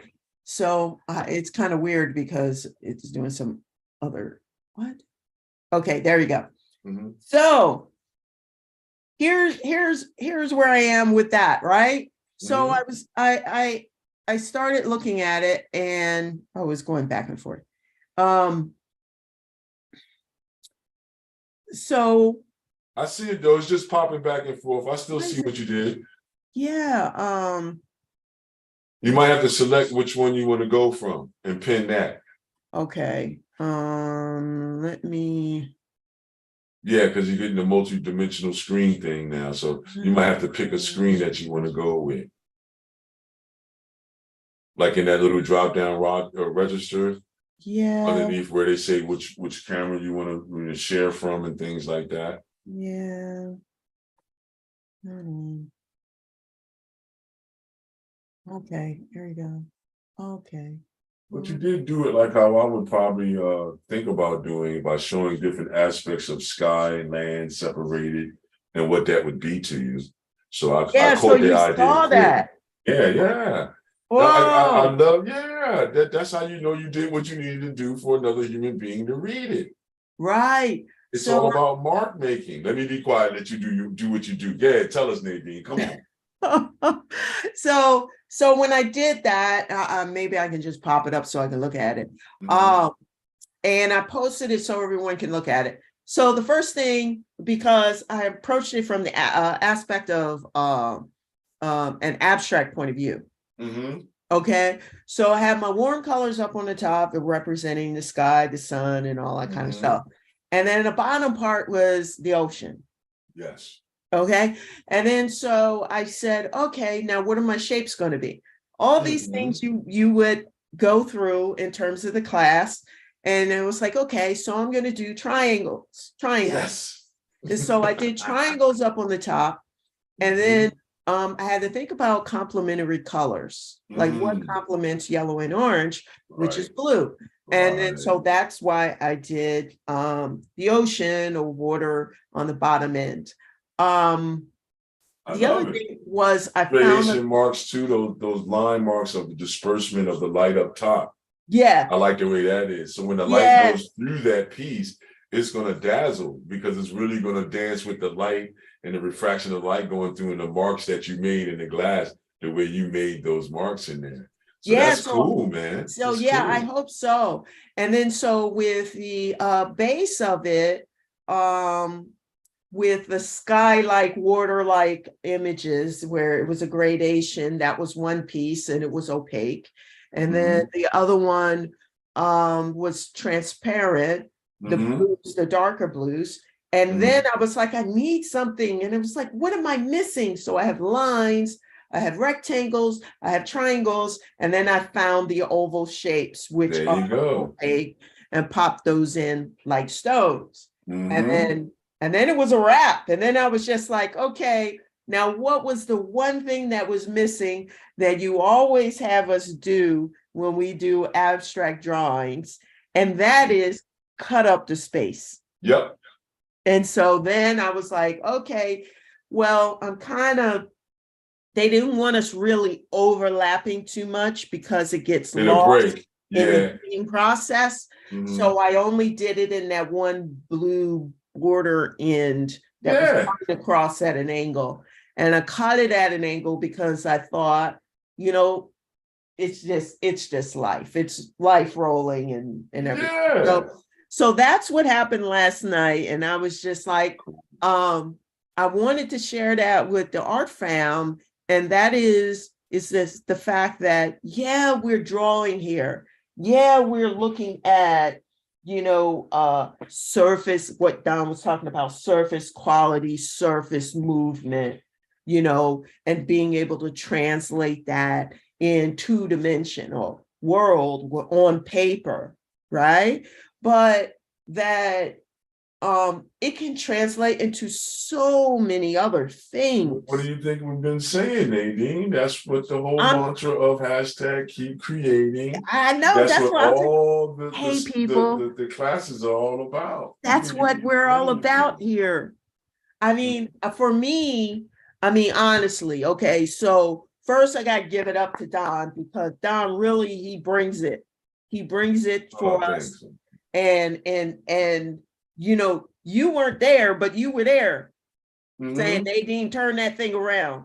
Yeah. Walk around, come back. Go get some of this. Yep. What are you doing here? What, you know, so. You know me now. That's all I will be saying. Like, hey, what's going on over here? Well, get some of this. You frustrated? Let's walk away. Get a drink. Yeah. Or something. And you're like, fill the space up. Fill the space up. There you and go. so my point is that you might be sitting here looking at this and saying, you know, well, Don's the coach and he's the teacher. Okay. What is Nadine? She's the content creator and creative art, I would just say, test person. And inspirator. Yes. I feel as though my reason for being here is to inspire other people from the connections that I've made. And probably one of the most amazing connections is this one right here in this space. And that's why we're here. So, we're just happy to be here and have the 187 members, and we'll work towards more. But what's more important is that we're getting you to observe. We're getting you to take your cell phone out there and take pictures. All right. And then maybe consider recreating that in a different form and see what happens inside what your spirit feels. Okay, when you're doing that kind of creation, it's mind blowing, and it just keeps translating to other things. Doing this helps me at work. Doing this helps me in the garden. Doing this, you know, helps me when I got to think about what color towel I'm going to put in the kitchen. Yep. You know, all those things, they're all come together because, you know, art is everywhere. It starts with the drawing, like Don was saying. It starts with the drawing, a concept, an idea, you know, which come back to the whole AI thing. Y'all check out that article. I posted it in our group. Yeah. Okay. It's a good article. It's a good article. Interesting to get you thinking about what these matters are. Yes. And the other thing is can an AI computer have an idea? What is an idea? We're saying, that's the whole main thing. We're saying not yet. Because not yet. Can't dream. And if it can't dream, it's just going through statistics differently than what we do. We're more personal with it. The AI will be more colder because it's just going through the mathematics, the algorithm. It's calculating information. That's saying, based upon statistics, this is the best case scenario. Whereas we do it more impulsive. We're doing the same process, but we're doing it more naturalistic and impulsive. And based upon something else. Intuition. Well, no, that's what I'm alluding towards. All of that goes into the creative process. Because that's all you as a biochemical computer, if you want to look at it like that. You're a biochemical computer that's always taking in data and releasing data at will. Sometimes subconsciously, it's releasing data and taking in data. All what 72 trillion cells that you have in your body is taking in information all day, every day. All day. Think about your internal organs. You don't know when your stomach is having an issue. You don't know how much acid needs to be in there. But your biochemical computer knows these processes and fail safes. So it knows when to swing into certain gears. So we're using the same, I would say, process, because the AI got its process from us. It's They just have to that, start somewhere. right, because somebody had to make them. So his father and mother is totally different. It's a writer. Just like in the movies with the Will Smith movie. Look at that one. The one that he did on AI intelligence and robots, you know, the one or I am the one, whatever those were. That movie there, it goes heavily into the whole idea of AI technology, what it can do, what it shouldn't do, what's the dangers to human beings. The whole movie goes through that with Will Smith in it. Now, I know most of you might not want to bring up Will Smith's name because of his current activities that he has taken on, but we must look at that movie. It's an excellent movie to look at. You can't just cancel someone and not. Right, look at the benefits on what their work is contributing to as the human idea. So that movie is showing us the dangers of possibly what can happen in the future. And that movie was what, the 2100s or something like that? They had it set in. So yeah, that's not that very far away. It's far away, but it's not that far away. It's not in my lifetime. So, you know, I'm just saying it's not that far away, everybody. So, you know, that's less than what 70 years. Yeah, so that's another blip, you know what I mean? So then the next thing you know, we'll be at that next stage, everybody. Put it to you this way, the powers that be are looking to eliminate spontaneous combustion by 2030. That's right around, that's like 2 blocks over right now, you know what I'm saying? Right. You know, so it's like we got to deal with a lot because, you know, if you don't have the spontaneous engine, then okay, we have an electric engine. Okay, what does that say for the human being now? Right. So it's lots to talk about when it comes to creativity, like the article was saying, you know, and like how we're saying, you know, we want 1 million people to be able to create and draw along, right? But what's more important to the human being? The technology or the creativity? I would say the expressionistic creativity, the manipulation of the material. So be thankful that the computer can't do that aspect yet. As of yet, yes. It's coming though, you know, be prepared. I don't think it's going to be in our lifetimes, but you may get to the point where you have another being on the planet where the robot will be that being that can manipulate material the way that we are. We're manipulating material to perceive and to look at things and take notions. But then you still, just like in the movies, it's a hard question to say, would the computer turn into us?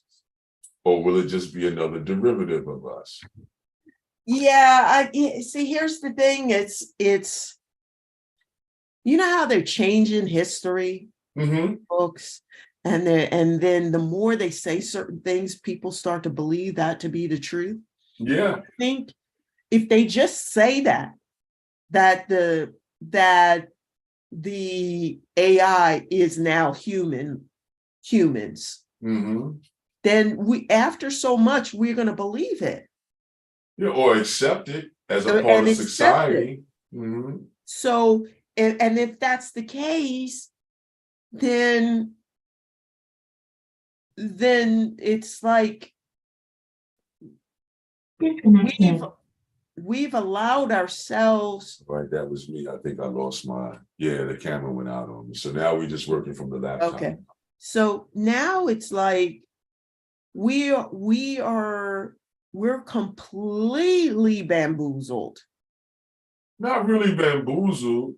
It's just that a lot of we're being, how would you say, manipulated through our, I would say, misconceptions. Yes. Because the powers that be know that human beings have certain dispositions. Right, And one disposition that we all can see is that we love when things can entertain us. right.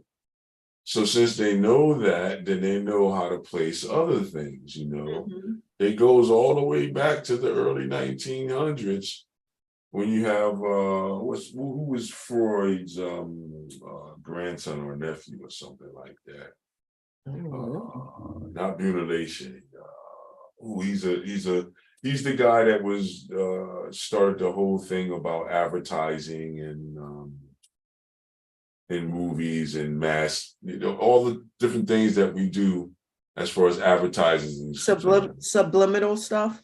Yeah, all that stuff. All that stuff. He was Freud's nephew or Freud's grandson, I believe. But he was in the Americas, and he's the individual that we all look towards. As far Edward as, Bernays. there you go, Edward Bernays, or Bernays. Yes, him. So it's because of an individual like him, and he took Freud's information and started digging more into the human psyche, the deeper id, how you use that to attract a person.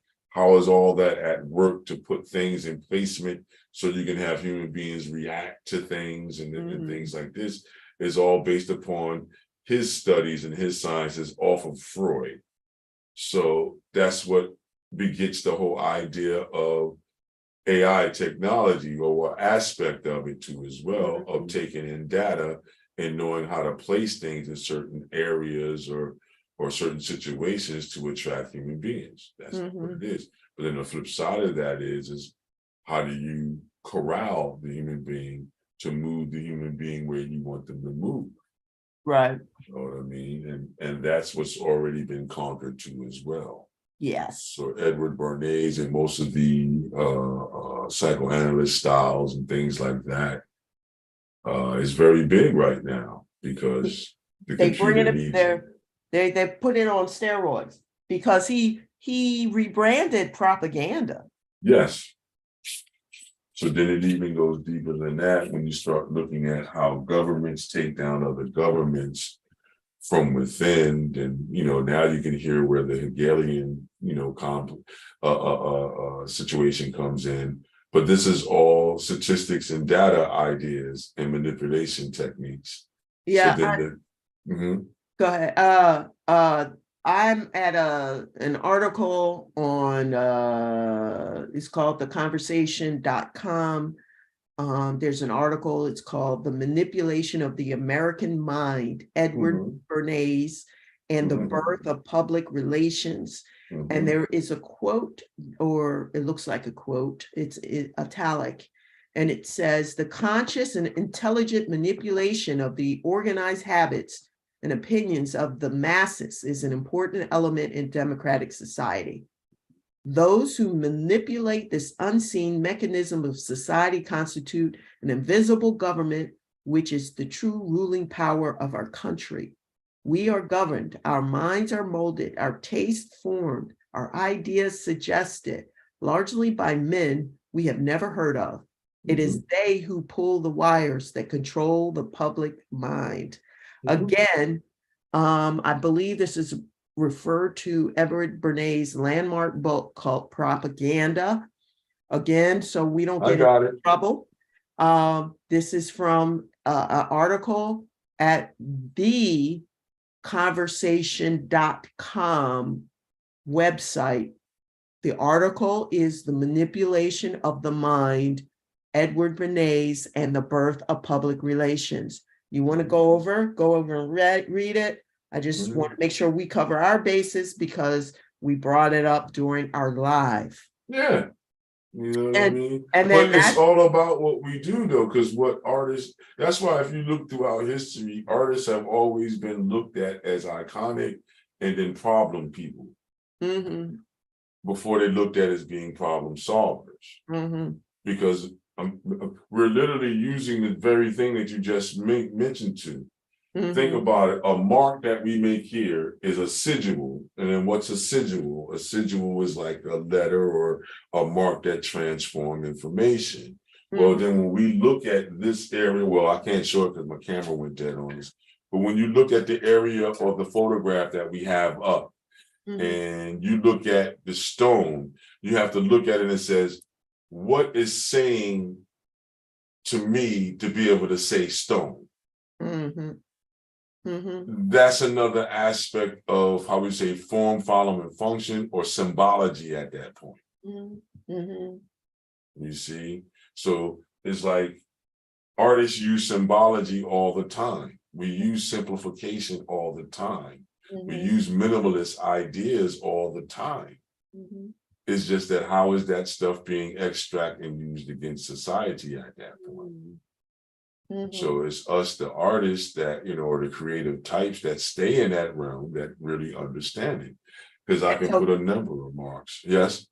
And so then if AI is manipulating that very information, now that's on steroids.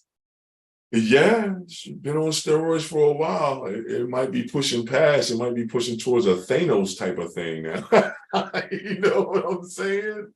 It might be going that way, you know, to be able to mess with warp, snap fingers and go backwards and forward and up and down is questioned and everything. So they're saying what fourth, fifth dimensional thought they're saying they want to go towards. So, you know, how you gonna lose, you know, it's really like it's a beautiful thing, but then a scary thing at the same time.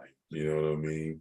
For those of us that understand what's going on, it's not that scary. It's just that the misconceptions are being used. For those of us that don't pay attention to that, it becomes a very scary thing because now it seems like everything is trying to control me. You know? Yeah. And it does feel that way, but if you really look again, you might see, oh, okay, it's not necessarily controlling me per se, it's controlling the aspects around me. So since it's controlling the aspects around me, it's still flawed. It can't control me as the individual. It needs me to participate. Sort of like certain philosophies, you know what I mean, that they wouldn't exist if the human being didn't buy into it. So that's another question. So I like the fact that you said it needs me to participate. So that's the same thing with AI. Yes, it needs me to participate in order for it to be successful. Right. So that's why I don't really have a fear of it just yet, because it's at that stage where it still needs a human touch to navigate. Even though it has been proven to go off on its own level and go rogue, still it only went rogue and went with what it had to have because certain powers, certain humans allowed it that permission. When it gave it that permission, then it went for it, set the bombs off or whatever it was that it was wanting to do to bring ultimate cataclysm. That's what it did. The God mode. There's actually in ChatGPT, they say that they're finding ways to put it in the God mode to actually see how far this mind, the computer can go with responses to questions. Now, the responses to the questions that they were pulling from are from human responses and interactions. So when you get an answer and it seems racist, it's because there are racist people putting comments out there, putting data into the algorithm. Yeah. Or should I say AI like software is drawing that material from. Yeah, the pool of negatives and the pool of positives. and for our communities, okay, now being exposed with this notion of no, there isn't racism. There's people trying to divide, cause division, and it's left against the right. And now this changing of the history, trying to whitewash what happened. They've been doing that. They've been doing it, but now it's real aggressive now. Like, Well, it's always been aggressive. If you but look they at want to it, take out slavery. well, that's because they want to give you the absolute true story now. See, they've been lying. You know, this is some of the things that they use to manipulate. We've gotten to a point where most of these elders have passed away. Now the new individuals in my age group, your age group, and in between us and 70, you know what I mean, are left to make the decision. They're saying, man, it's time that we tell the truth. What was the movement? The truth is that, you know, you have a problem with what is slavery. Now, is slavery, is slavery considered a servitude? Because if you look at it, the first European Slavs or slaves that came through were servitude. Indentured servants. Right. So then, okay, that's a business deal going bad, or you took a loan and couldn't pay it back. So then you took a deal to come this way to try to, you know, put a footprint on this and send all the proceeds back to settle my debts. You know, so, you know, what really was slavery then? Well, then if you look at the movement of what they're saying, then, you know, you have to see that it didn't come straight across the Atlantic like they're trying, like they were saying. I agree with you. I agree with you on that. Yes. Yeah, it came around the Horn of Africa and it came down and around from the Netherlands. And most of this stuff started happening around the 1600s because that's when Switzerland got their freedom from the Anglicans. And then, you know, you got, you know, explorers like William Penn and Verrazanas and Gothas and these types that started to come up through the tip of Florida. That's where everybody came through. So once you find out that, you go, hey, wait a minute. Then you've been telling me a cross story about slavery. Really, I'm somebody that came. If I'm a true African, I came around the tip of Africa, around the shores of Africa. I think you picked up whatever you're going to pick up and made deals with certain individuals you made deals with that you broke when they got to South America. Now, when you get to South America, that's when all the brutal slavery goes down because it's a control issue. These people were saying, nah, man, you brought me here under these false pretense. They didn't say it the way I'm saying it now, everybody, but that was the idea. All right, now I want to go back. You know, you need to take me back. And then now, you know, you're like, forget that. No, you're not going back. And this is the new deal. Now, this is where we get all the wars and everything. But then now they're moving, you know, the Spaniards, the Portuguese were the major controllers at that point, Germans. And these were the types that were down in South America at this point. And they were doing the sugarcane fields and the tobacco fields there and rice. They made deals with certain Ethiopian and West African farmers. They formulated as a deal, but then when they got here, the deal was ripped apart. And now you're what we call a slave, you know what I mean? And then now you already had individuals here that were, how would you say, underneath war. You can find this out by studying war.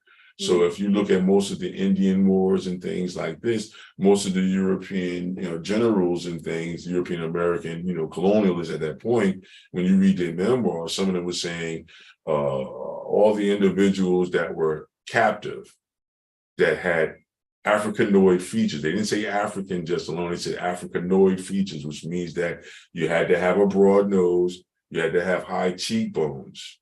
That was the major aspect outside of the idea of either the copper tone of your skin or the bronzing of your skin.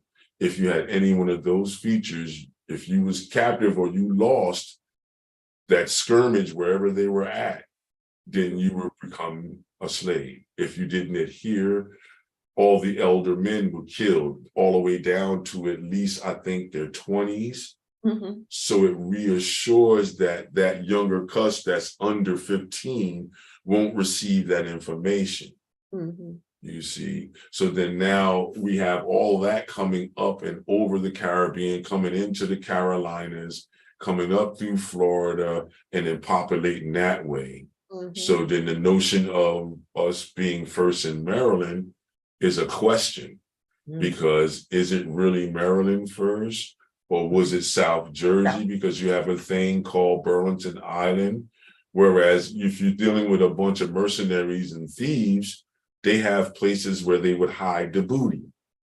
Burlington Island was one of those places where the rich, the Cromwells, and all these different families, colonialist families, would hide some of their goods that they were getting in nefarious ways.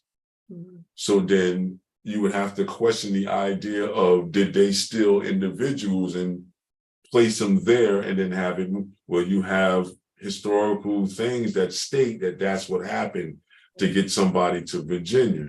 So it makes you question again. Another one is the Cameroon and the Maroons. When those battles was going up in the Gulf of Mexico, the Gully Geechee thing, and the Arawaks and all this other stuff. You have Cameroons and Maroons that come up the eastern seaboard to populate Nova Scotia at the end of their road for their work that they did with trying to, how would you say, civilize and free the Africanoid individual that's here today. So then that's the truths that they're allowing, because I only got it from taking 1 or 2 classes in Mesoamerican art. You see, so most of that information I'm relaying to you guys, I just tracked it based upon war and art. That's it. And if you look at those 2 things, you'll be able to find a lot of the lies that, you know, that they want to turn right side up now instead of being upside down and inside out. They want to put you outside in and right side up now, but they're figuring that that might be a scary thing for them because they're worried about people being retaliatory in their responses. So that's when you get Snowden's thing about that list that he won the award for. And now you have all those red zones and everything that we see and we can understand. So, you know, through art, and in less than 5 minutes, we tied that all together with AI and everything. But these are circular ideas. That's naturalistic movements. If we look at man and what we are, humans, and man and woman, what we are, and use those ideas, you wouldn't have a necessary fear of AI. You would possibly try to use it in its proper sense, but that's the problem. You know, everybody wants to micromanage now, and that's a scary part. And want to eliminate, when do you really need to eliminate? You know, now this is not me, but you heard in a movie, worthless air bags of water that they call human beings, you know. So is it, you know, a thing that, do we really need to regulate population to the point where you hear in our movies and in, you know, other little things that we get into in society? Or is it that, you know, a certain branch of human beings want to stay in control worldwide and stay on the top of each bubble that's going on? So, you know, it's a lot to think about, but the AI thing is a very interesting thing to deal with. Because it deals straight into what we do, keep creating. So, you know what I'm saying? That's why I say it's a new idea of John Henry against the steam machine. We're banging through this, you know, ethereal mountain, you know what I mean, with, you know, what we have, our mind and our hands, and AI is going through as like a steam machine, just pounding through this stuff. So it's like, who's going to make it to the other side first? Who's going to win this particular part of the battle, AI versus man? You know, so it was the steam machine against man at one point. Now it's man and AI now. Even though we begot AI, it's turning into an adversary. Or is it that somebody wants it to be an adversary? I think they want it to be an adversary because it puts fear in people that they gotta, you know. And it's easy to control somebody through fear than through confidence. If a person is confident and observant, you see, now we get into deadly zones where we're talking the wrong stuff about art, because that's why they wanted to control art. Because if you look at every turn or change of society, the artist is the person that's making you aware of what the unseen or unknown or untalking about is all about. We're doing paintings and representational stuff. We're Mhm. doing reflective work of the inner world, of the innerverse of the individual, Right. and the group ethics and things like this. This is the thing that a lot of control types don't really want. They don't want it. Yeah, I don't want you thinking like me. I don't want you They don't want you to thinking. think like an artist. No, because if you do, that means that I won't be able to do the things that I intend for society to do. Mhm. You won't go in the way that I need you to go. Right. So then ultimately, sometimes I hate saying this too, and this is not my outward theory or whatever. This is outside of the art, but if you really look at everything, death becomes a resolution, and it's Mhm. unfortunate. Mhm. You know, when death becomes a resolution for issues and situations. You Mhm. hear individuals saying like, man, I wish I just was dead so I don't have to deal with this. Whoa, that's Yeah. whoa, we don't, that's where we're at now. And if you look around you, and I don't care where you are, you know, East Coast, West Coast at this point, South, below the Macy-Dixie line, you look around you in your local area and in your, you know, your environment right down the block around you, you see these things that we're talking about. Mhm. So it has to make you concerned as a human being where we're going, what we're doing, you know. Mhm. Is the AI allowing certain books to be allowed to be read to K through 8? You know what I mean? Or is that human Hmm. based? You see, these are all things that are springing up. Where are the ethics at? Is the AI going to control ethics? Or is the human being going to stay in control of what ethics is for human to human interaction Right. at that point? So it's a lot to think about. But I love that you brought up the article because it's so important to us as creative individuals what that means and what AI is trying to, what the elite are doing with AI to try to do to creative types. Can they control creativity? They want to squash it. First thing you do is get rid of it in the schools. But then that didn't work, so now they're bringing it back. They're So bringing now it when back. now when they eliminated it from science, technology, engineering, and mathematics, now they got to call it science, technology, engineering, art, and mathematics. Mhm. Has to be STEAM Mhm. because you can't make a product without the art. If I don't understand how to manipulate basic alchemy, that's what art is. Mhm. How do I manipulate basic elements to be able to express and transform and make, to innovate?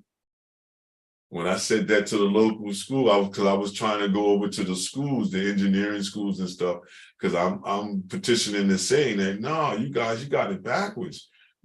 Hey man, you're making a grave mistake if you don't leave art. If you don't have an individual like me coming through and talking to your population about the importance of an edge and what is an edge and what is a mark and what is a line and how these things are important culturally to a human being, socially to a human being, then we have a definite issue because we're not going to all be Spock. We Mhm. can't all just deal with logic. You got to have that component of expression. That's Mhm. how we bring things to life. The very computers that we're working on was a drawing at first. I can go to my yearbook and show you drawings of computers of today back then when we was in high school. So that lets you know that some of those individuals got their ultimate dream and got to be able to work in package design and different types of design ideas like that in order for us to have that laptop be flat. Mhm. Because the minute that you look at those pictures or those engineering drawings in the 80s and late 70s about what was going to be products, how they was going to look now, you can see the flip phone, Mhm. all of that. So then, no, you need art. It has to be. Mhm. You can't take it away. Music as well. You can't take it away. Has to be. It's needed. There's certain other components that makes our lives as human beings pertinent and important. Mhm. You know what I mean? Could we even get to that can of ginger ale without the things that we're talking about? Right? Because they So, had to make the logo. well, even before you get to the logo, they had to find out why the seltzer water was doing what the seltzer water did. You know what I mean? So that process went down, and then now, can I put it with other stuff? You know? Yeah, And this then, one has green tea in it. Yeah, you can put any type of flavonoid in seltzer water. Green tea and ginger ale. Well, is just the ginger, and the ginger is fermented as far as that's concerned, and then those juices is put in the seltzer, and now you have ginger ale. So see, that's the stuff they don't want us to understand on a basic level, that most of this stuff you can do yourself. Yeah. But I don't want you to do that. I want you to buy. Yeah. But then also I want you to have a limitation, because once you buy these items, this food is not really, or these products are not really whole. So I need for you to, work out on these items that help bring the pressure that I want to bring to you, to finally control you all the way around. Because if you don't know how to make your own food, grow your own food, manipulate it, package it, and hold on to it, preserve it, and then, you're just codependent always. Yeah. You'll never be independent again. You'll be codependent always. So, and the socialist agenda is there, You see it with they have these new thing, I forget the nomenclature that they use, but it's talking about a standard of cost of living, but then a standard pay that you receive. Almost like social welfare, they're saying. That's the way that we see it. It's, everybody's getting an EBT card. That's the way, if you look at it on the bottom line, that's what that seems like. But yeah, that's pretty much it. I'm sorry my phone ran out on me, but I'll be getting one probably by the end of the summer, another one with a better battery and all of that, so we can do that stuff. So yeah, but you see the laptop works, I got a long enough cord, and that's what we was doing before. So, and now I found out I just had to upgrade. So I upgraded to Zoom, and I can upgrade the StreamYard to have the StreamYard app on the device, so I can go through the StreamYard like how we do with the Zoom. You see? So, you know what I mean? We can converse more about that. Yeah, we can converse more about that. And yes, we can converse about that. And we want to hear from everyone out there, our art fam. What you think about our session today? Yeah, and our extended conversation about AI and the arts, and the arts, because it's all relative. We're feeling it.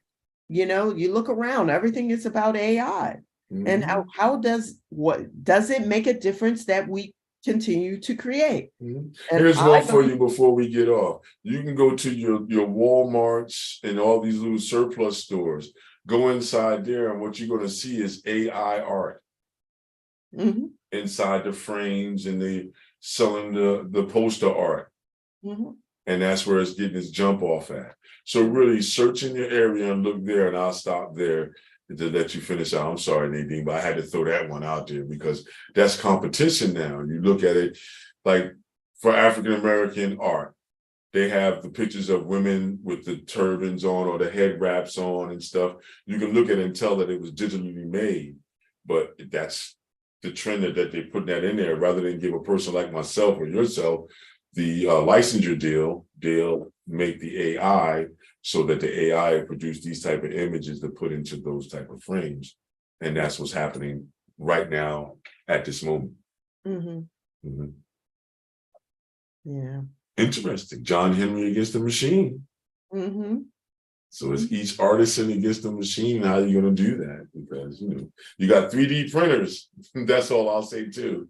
Yeah. And we can keep going. We can Virginia goodbye everybody, Nadine, but listen, That's sorry. No. And I forgot my thought anyway. But definitely, everyone, we do want to hear from you and see how you feel about it. Technology changes. We've been trying to adjust with that, with the equipment that we have to continue to connect with you. So we just want to hear from you. I did post a couple things. I want you to go and check that out. It's the article, also the picture I did, or the glass art that I did. And when I pick up the final one, I'll post that so you can see how that looks. Ooh. Hey, I want to ask a question about that before we get off. is that gonna be mounted like a piece of sculpting, or are you gonna use it as a pane and It's so it gonna can be- be like, it's gonna be like a piece of glass for a window? Yes, so they Oh, put it in okay, the way to go. kiln, and so they'll melt it, and so the edges were rough. So I Mhm. think what'll happen is the edges will soften. It'll be like a picture frame, Mhm. except it'll have like they're gonna add something on the top so that I can put a chain or a rope and hang it from the window. So Yeah, holes or grommets. There's Yeah. some types, yeah, or Yeah. O-rings that they do. Mhm. Yeah. And Okay. and the place is like a sculpture art little place. Well, I got a place in the building that I'm at. They do it with ceramics. It's called Yay Clay, everybody. Oh, wow. Yeah, so if you put in Yay, Y-A-Y Clay, C-L-A-Y. Okay. That's in the building that I'm in. I'm in the basement. They're upstairs on the 3rd floor. And Yeah. that's what they do with ceramics. So they have art parties based upon sculpting, doing pots and pottery, relief things, and they do the firing for you. And then you come back and get your piece. Yeah. Yeah, and that's basically what they're doing at this one organization that was on Glassworks. Baltimore Pike. Yeah, I know what you're talking about. Let me see if I can look it up. But anyway, I'm putting in Yay Clay in Kensington, right? Yes, it's gonna come up because I'm in the same building. I put it in the chats, y'all, if you want to check that out. Yay Clay. Yeah. The other thing I wanted to I can look at real quick, and I can tell you the name of the place. It's called Busy Bees. Okay. Bees, and so they have private parties. You can go in there and you can do that. Same thing with Yay Clay. Same process, just different material. And so that's using. Yeah, so definitely check it out. Is that Black owned? No. Okay. All right. Well, European American. Okay. Yeah. Gentleman's name is Kevin. Kevin. Okay. Yeah. So here's the thing. We're all about supporting the creative process, however you do it. Yeah. And there are a lot of different fun ways. That just is one. And what I talked about before was I went there and I had no idea what I was going to create, but I just came there to be a part of a community of women supporting each other. And then we had a task: pick something and make something. And I would say I would not have been able to create what I created and post it in a page if it hadn't have been for crossing paths with Don. So you never know what you're going to learn when you come join us in our sessions. Now, Don has another student that is on his way, so we don't want to keep him any longer. We just want to get to this point where we just want you to know, we want you to keep creating. Yeah, whatever show you the do. shirt. They ain't showing the shirt. 24/7, creating. 365. Yeah. 24/7, 365 days in a year, unless it's a leap year. Yes. Okay. So keep everyone, creating. Yes, take it easy. Thank you for joining us. We hope to see you again real soon. Take care. Have a great week, everybody. Yes. Get your fruit in. Get your fruit in. All right.